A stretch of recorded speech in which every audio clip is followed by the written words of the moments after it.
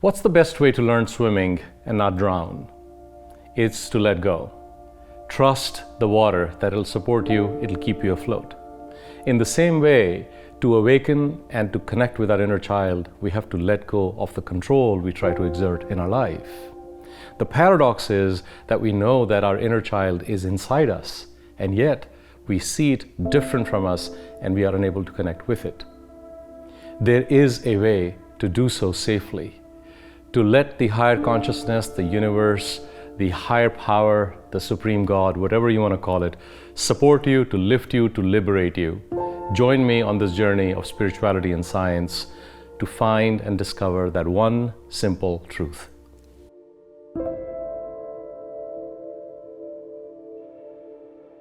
Today we're going to start the session a little differently. Because we're talking about 23,000 daily reminders, we're going to start with 3 deep breaths. So join me in inhaling to a count of 5 and exhaling to a count of 10 with closed eyes.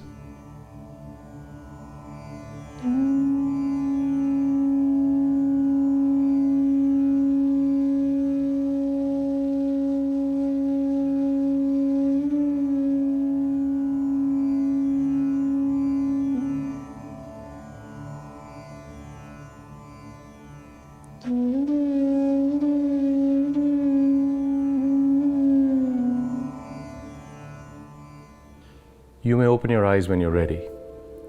It's in this breath that we have 23,000 daily reminders.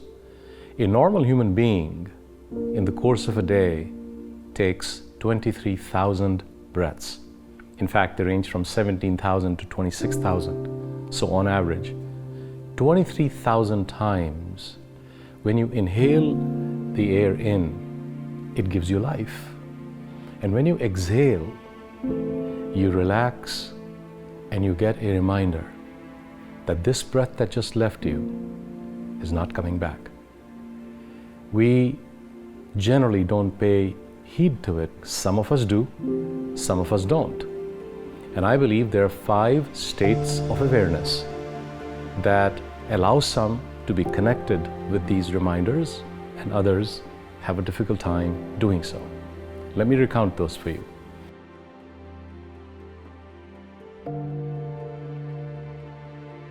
I'm going to use the analogy of a seed, a plant, a tree, to help us remember this easily. The first state of awareness is what I call dormant. In this state, we are simply not aware of what it is that wants to come out of us.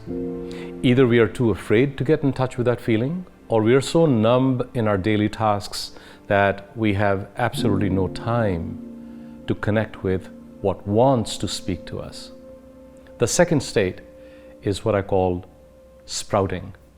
This is the state when the seed is discovering its potential. There is a slight level of awareness that the seed has gotten, that there is something bigger that lies in its bosom. The third state is what I call flowering. Now the plant is ready to flower and spread its fragrance. This is where the plant is becoming semi-aware that there is a larger purpose than its own beauty and its own fragrance, because it realizes that when people pass by, they express their appreciation for the beauty of the flowers and they express the appreciation of the fragrance that these flowers may be emitting. The fourth stage I like to call fruiting. This is a fully aware state where we now have become selfless, because we now believe that the fruits that we are producing, that this tree is producing, are nourishing others. We're helping others grow. We're giving pleasure to others selflessly. And they can take any number of fruits from us and we don't care, because more keep coming out. The more people take, the more the tree gives out the fruits. The fifth state is perhaps the most awakened state. It's no longer a state of awareness, it's a state of awakening. I like to call that trusting.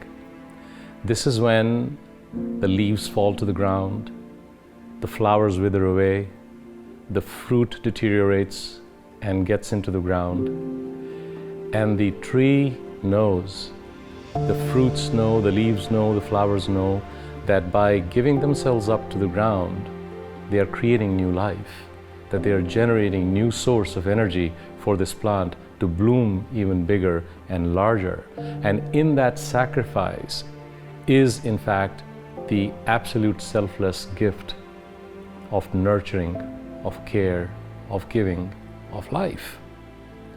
That sense of awareness, sense of awakened state is something we all desire.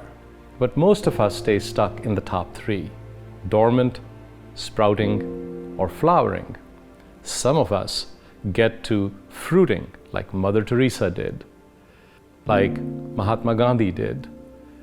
There are many other leaders, selfless leaders, Thich Nhat Hanh, the Holiness Dalai Lama, Archbishop Desmond Tutu. You can keep on naming them.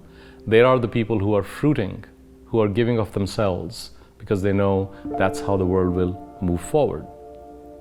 The question is, why do we remain stuck in the top three states, most of us? And the answer lies in psychology. In Carl Jung's book, Modern Man's Search for Soul, he talks about the stages of life. And in those stages of life, there is the third stage where we start to develop what he calls dualism. Alan Watts, in the book The Way of the Zen, that we'll do some reading from today, discusses this abstract reality of the self and the other, of me and my experience. And we see those as separate realities, as illusions.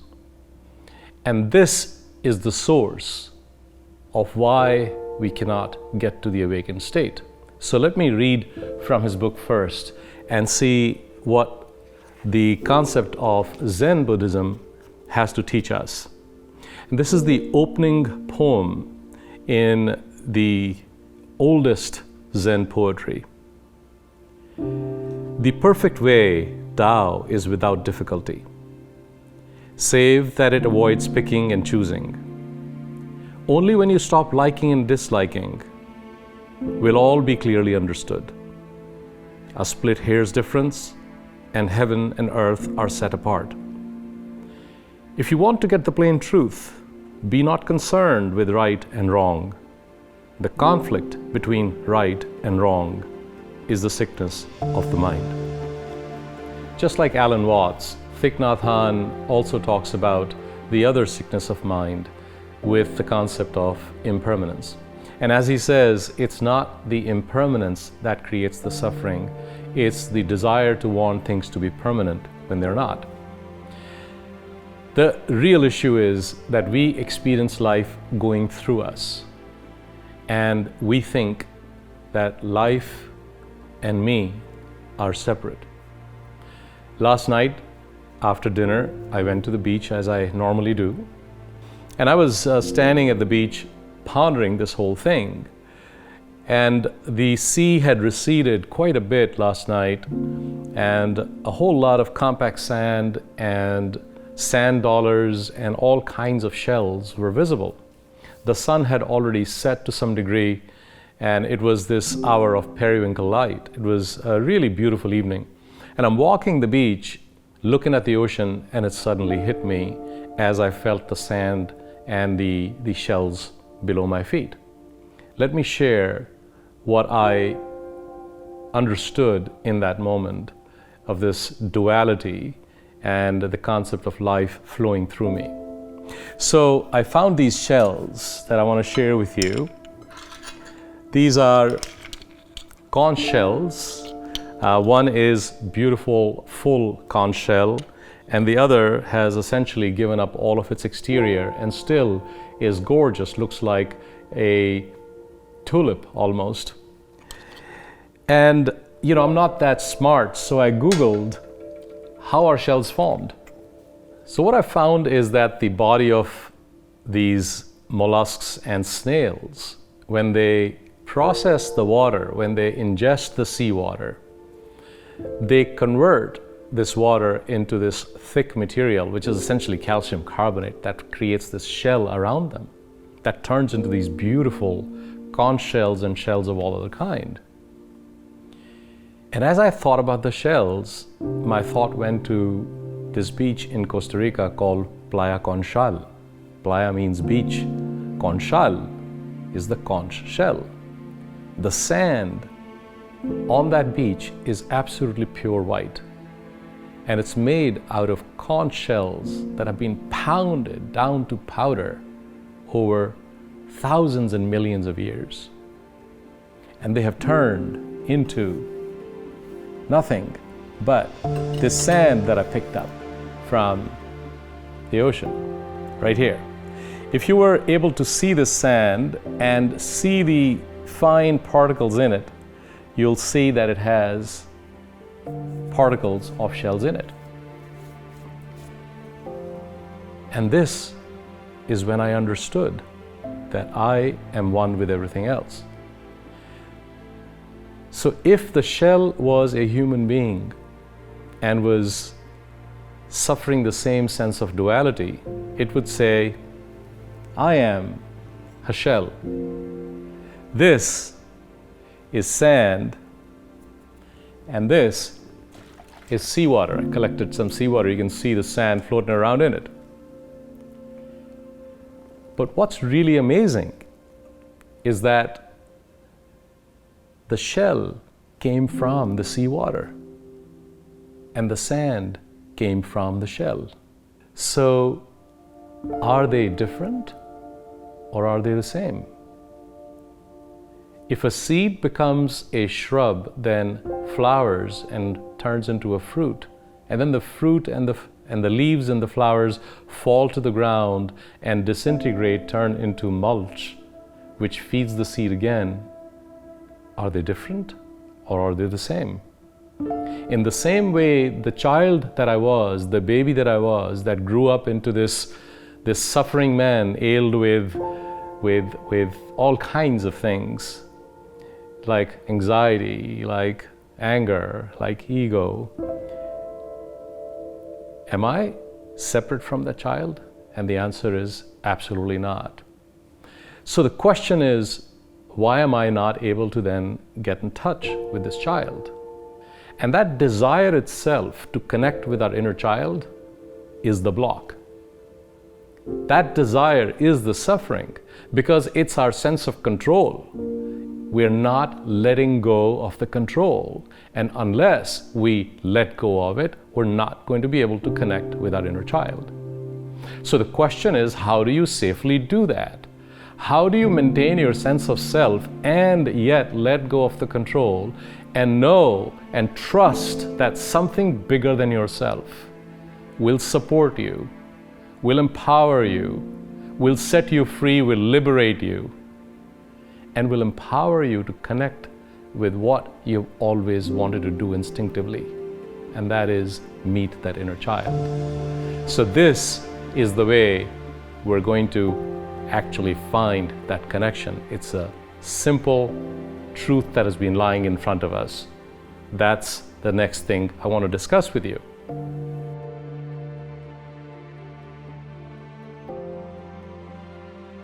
When you see a child playing with free abandon, who has no care in the world, what you realize is that a child is not different from the play. The play is the child and the child is the play. When a child dances, it is the dance. When a child laughs, it is the laughter.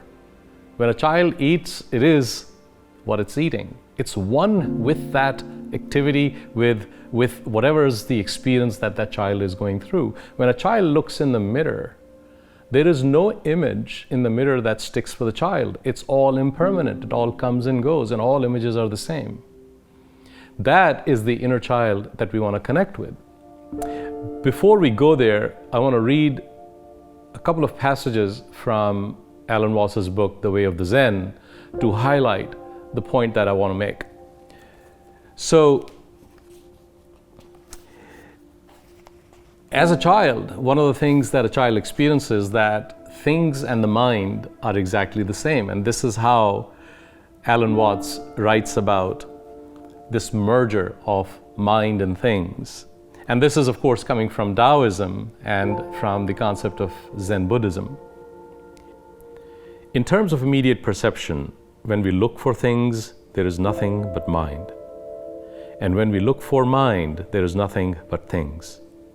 In the words of Teshan, only when you have no thing in your mind and no mind in things are you vacant and spiritual, empty and marvelous, just like a child.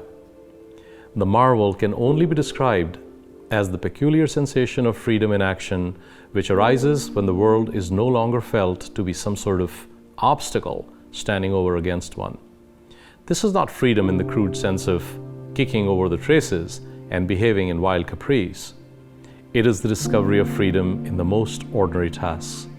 For when the sense of subjective isolation vanishes, the world is no longer felt as an intractable object.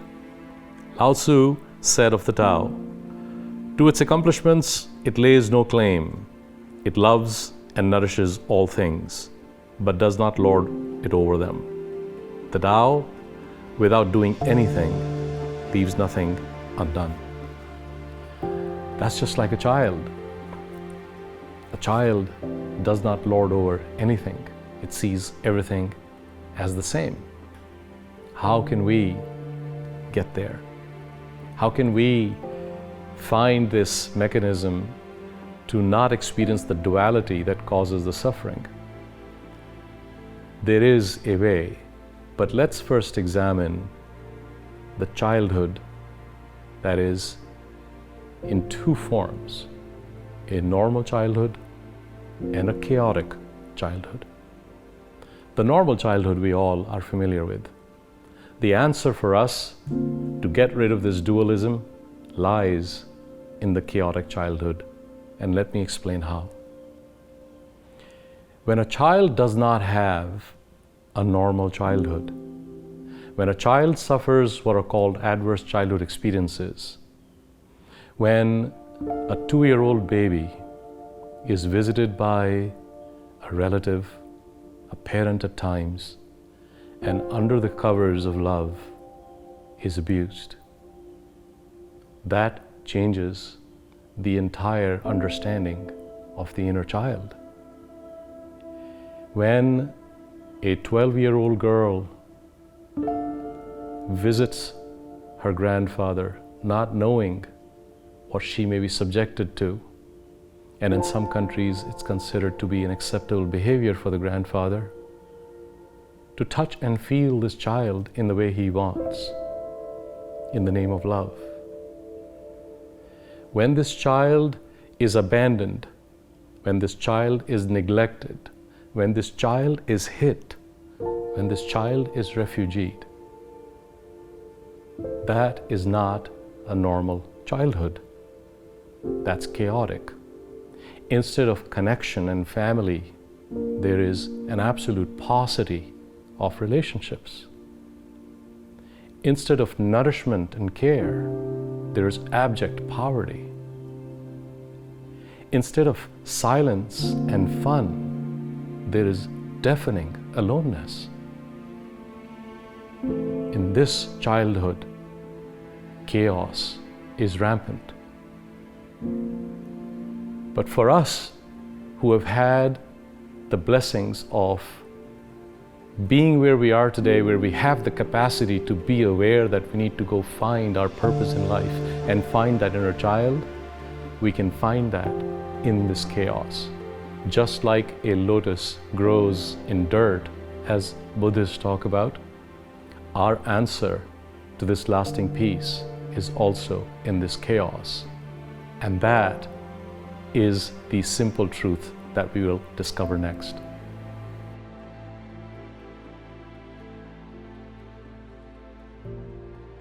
There is a simple fact that I have discovered in my life. I've spent about 4 or 5 years working with children who have suffered this unspeakable abuse and neglect. And the simple truth is that when I have witnessed their suffering dissolve before me, when I have seen their smiles and I've heard their giggles, when I've seen them play with other friends, not worrying about the fear that sometimes puts them in a corner of a room, I have discovered that my own inner wounds have dissolved with theirs. That is the invitation that the universe is giving us to help us connect, to help us awaken, to help us love, to help us empower our inner child. And that is the easiest thing to do. This is where the spontaneity of how we breathe, how we touch, and how we feel, and how we taste is automatic. You don't have to even think about breathing, do you? When you eat, you don't say to yourself, oh, I'm now going to taste something. You taste it because that's the spontaneous action that happens. When you touch something, you expect inside that you're going to feel something, but it's spontaneous. You don't have to think about it. You know, if you say to yourself, I want to listen to music, guess what's going to happen? You're not going to enjoy the music because you're focused on listening. So in order to get to that spontaneity, to break that barrier between you and the experience, the me and my experience, the duality that we have, how do you create that merger?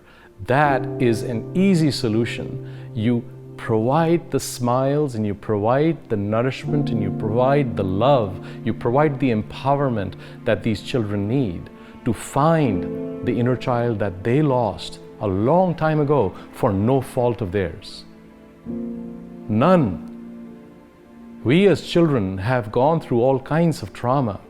Some of you have gone through unspeakable abuse. Some of you have suffered physical abuse and sexual abuse and emotional abuse and bullying and all kinds of things that have taken you to the dark corners of your inner being where you just don't need to be, where you don't deserve to be.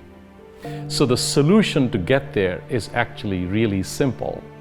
In this service, how do you dedicate yourself? How do you break this duality? We're going to use an acronym to help us get to that. The acronym is BREATHE. B is belief. Believing that something is going to support you, that there is a higher power, that when you let go of this control, something will be there to support you, to liberate you, to take you through this journey.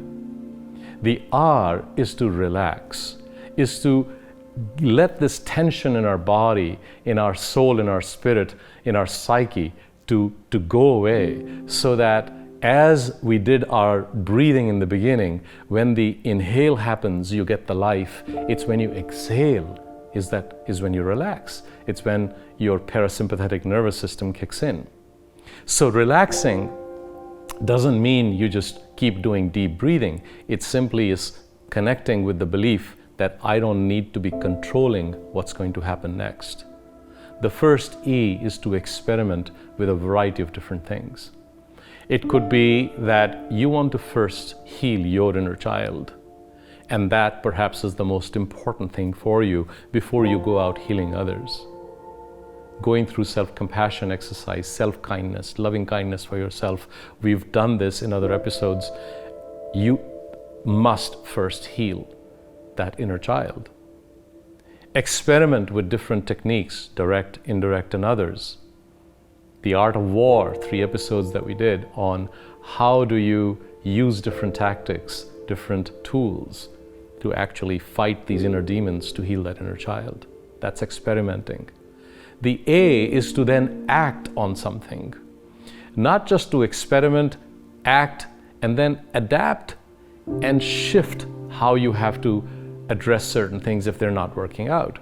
So A could also be being aware of that, adapting and adjusting with what you're experimenting.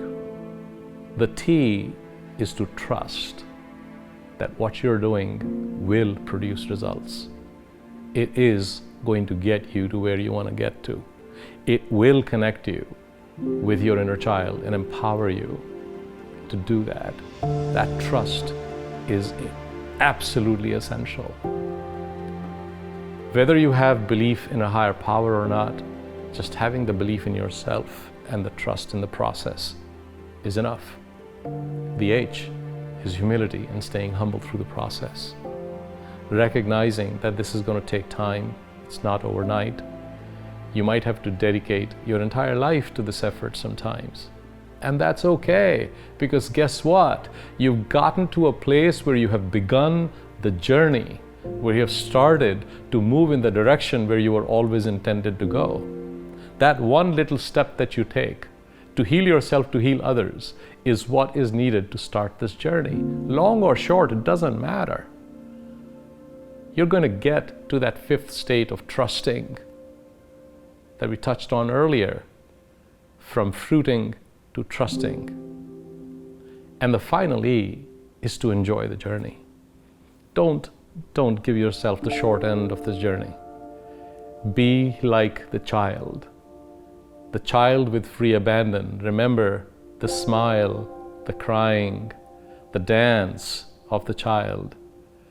The innocence that you're trying to connect with has always been present inside you.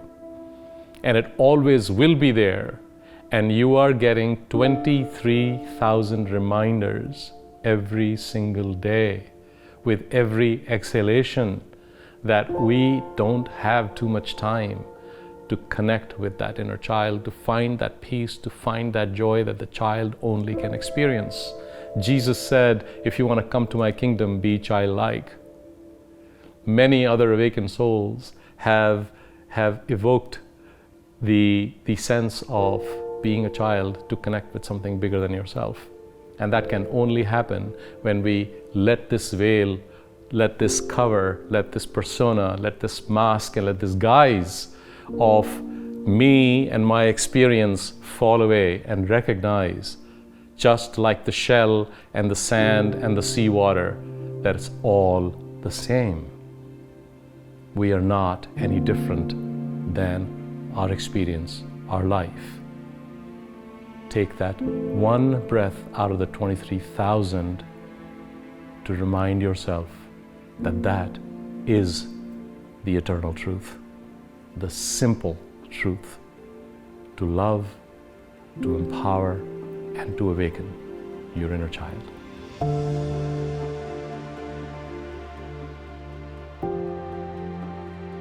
And here's our invitation to help you do this far more easily than you can potentially do on your own. Karuna's mission is to bring the healing to these children and to the trafficked women and to the people who live in abject poverty, to give them the support, to give them the connection, to give them the nourishment they need so they can find their own path to a sustainable life. Join us in this movement of compassion. Karuna means the compassionate desire to remove suffering. Help us build a path for these children who have absolute no other way to find their own inner child unless we lend a helping hand. Subscribe to this channel. Please visit our website, accesskaruna.com. Subscribe to the website so that you can be notified of all of the different activities and programs we'll be creating that you can be part of as a volunteer, as a partner, as an attendee, as a sponsor, many ways that you can be engaged with us. Thank you for lending us your support and in the process, healing your inner child.